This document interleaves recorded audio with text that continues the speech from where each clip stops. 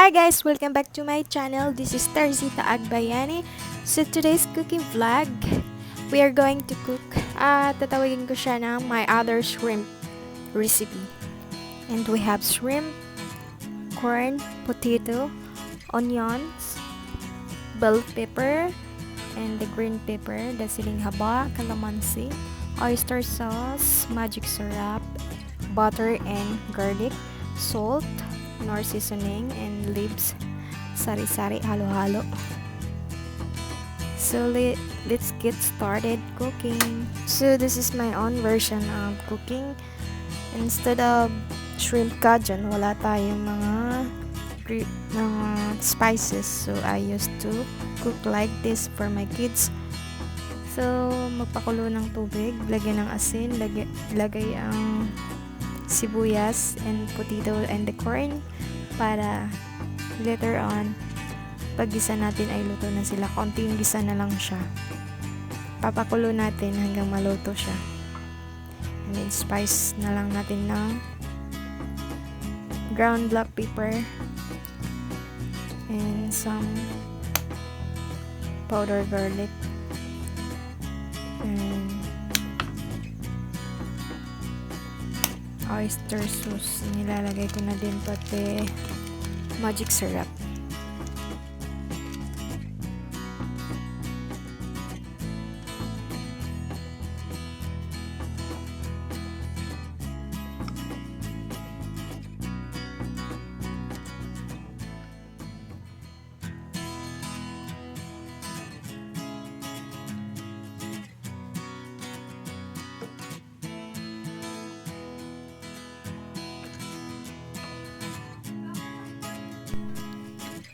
Cover and pakuluin lang natin hanggang maluto.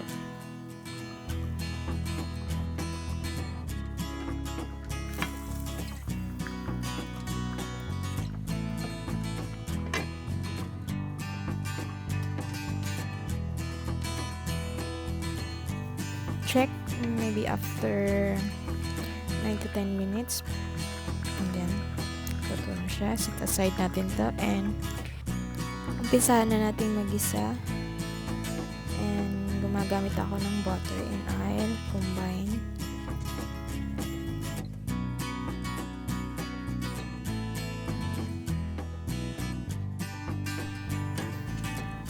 Ilagay ang butter, isunod na din ang garlic.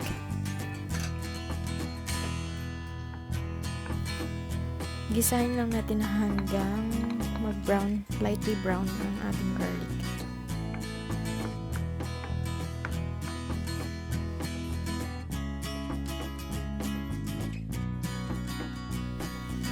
So ayan, brown ng ating garlic.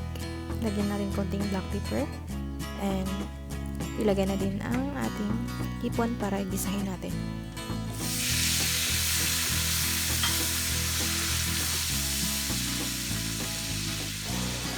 One calamansi pang alis dansa sa hipon.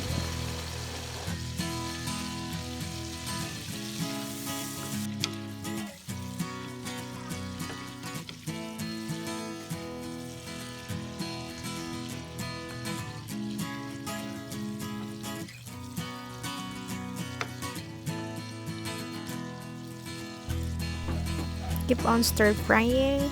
Balik rin natin, mababaw kasi itong kawali ko. So isunod na din natin ang ating mga ibang sangkap tulad ng mais na pinakulaan natin kanina, potato and the other spices.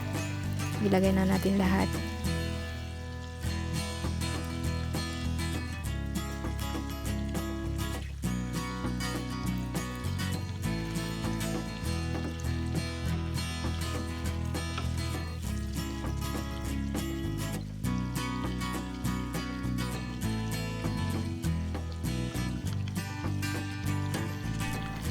So guys, may leftover ako na bologna sa breakfast. So ihalo ko siya. And then mix natin, pakuluin konti, and then add the broth soup, yung kaninang pinakuluan natin sa mais. And then i-boil lang natin, konting Knorr seasoning.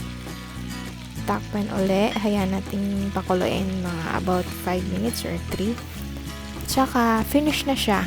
Huwag nating i-over yung ating shrimp para hindi makunat kainin.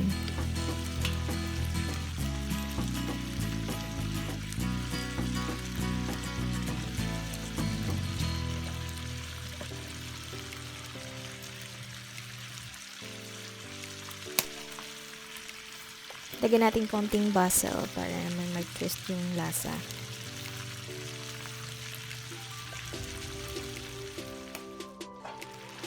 Lagay ko na ang sabaw, yung broth.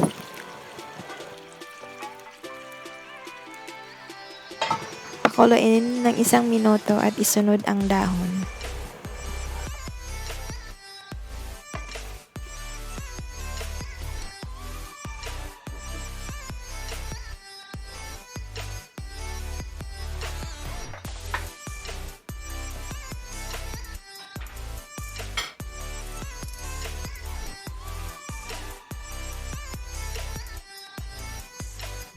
Last but not the least, ilagay natin ang ating mga dahon na kinukuha ko from likod bahay sa aking garden-gardenan. So, di ba nakakatipid tayo ng dahon panghalok. Halo-halo lang siya. May tawag nito, alogbati, may kangkong. So, mix lang natin and ito na, tapos na ang ating my other shrimp recipe. Kung ano-anong hinahalo. So, paborito to ng anak ko. Laging request, pero minsan lang kasi can't afford tayo sa shrimp. Masyadong mahal.